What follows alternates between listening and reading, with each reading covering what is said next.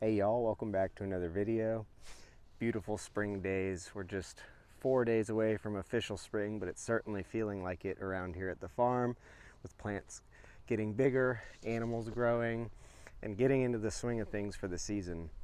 Today I wanted to make a video talking about bringing on new folks onto the crew and some of the strategies we're using making this transition from working with a really small, tight team to bringing on additional crew members and the logistics and things that we've considered in that transition.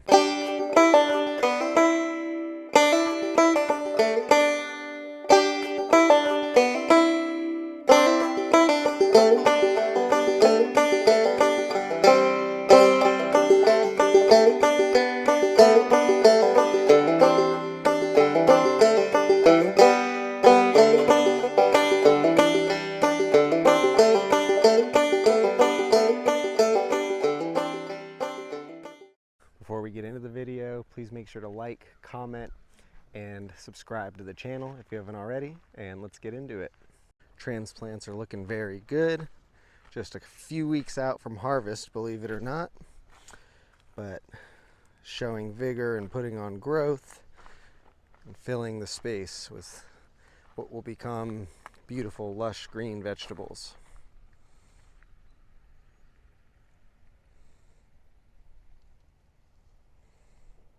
It's only been a short amount of time, but thus far we've been really happy with how these soil blocked transplants that we've grown on have been showing hardiness to some adverse conditions, wind and rain and some cold nights, in comparison to the transplants we had been buying in to start the farm.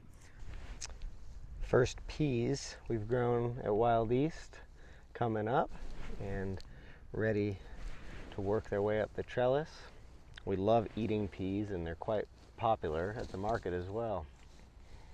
Now, if you've been following the channel since the beginning, you'll know the farm started out just my wife Lyric and myself, and the following year we brought on 2 extra folks, Zach and Liv, who we both had pre-existing relationships with, a little bit to different degrees before they came onto the farm, and we've been a little team of 4 in season 2.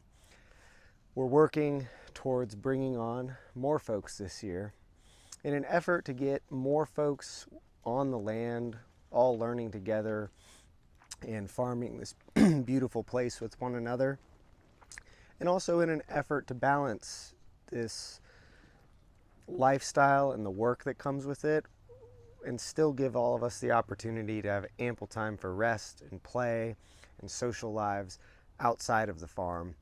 And we're working on finding what that ideal critical mass of folks is to make that really possible, where we don't have more people working here than we need, but there's still ample time and space within the work for us to do a good job at whatever it is we're doing, and to share the load a bit more and find that time for all those other important elements of life.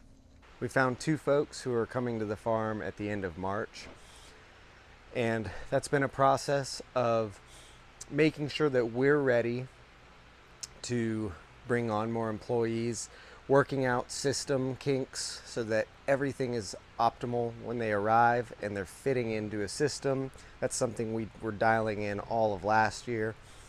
We've been sorting out employment structure and the different rules and protocols we expect folks working with us to follow, and that's going to look different at each farm, but we've taken the time to lay out an entire employee handbook, breaking everything down from communications expectations to the type of work schedule people can expect to have, to what their compensation is and how that can grow over time as their role may develop and grow on the farm.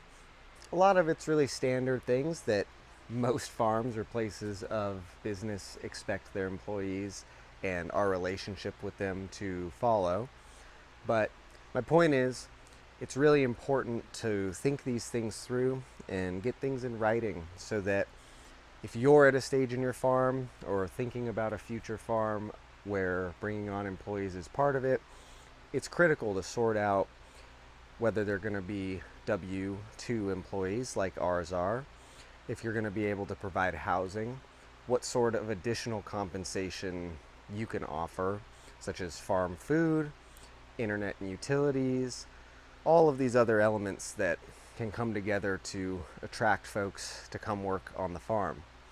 Now, there's a difference between just attracting folks to come and retaining folks, and we're really focused on all of our interpersonal dynamics functioning beautifully, because we don't want people to just come here and have an okay time. We want people to be thriving when they're living and working alongside this beautiful place we call Wild East. I'm not going to get into the nitty-gritty of all of our structures with all of that, but wanted to just talk about the fact that bringing on employees is no small thing. It's a process that requires just as much diligence as the farming itself if we want it to be done well, and if we want good folks to not only come but to stay. Like I said, we're extremely excited about the people who are coming to join our Wild East team this spring.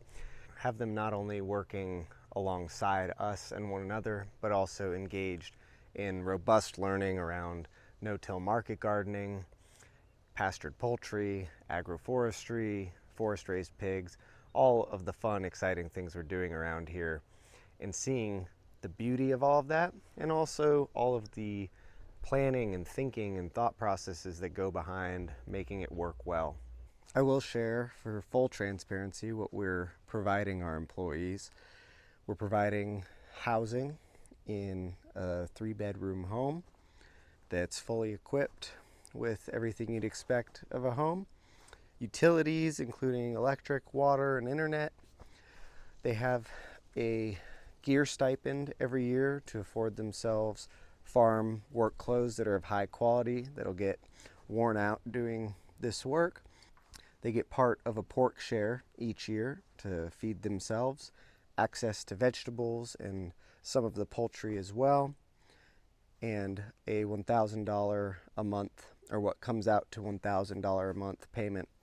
So all of that together, we believe, is a really nice package for a farm that is in its early years and providing a beautiful place and a great work environment and a great learning environment for their compensation. We hope for that to improve as the years go by and be able to offer more. But in year 3, in this transition, moving from fledgling farm into this next stage, we're hoping to shift into maintenance and what the farm is going to look like for some years. We're excited to be able to offer folks that, and curious if anyone wants to share in the comments what their employment structures may look like, what kind of payment maybe you've received working on a farm, and just share ideas there. That's it for today's video.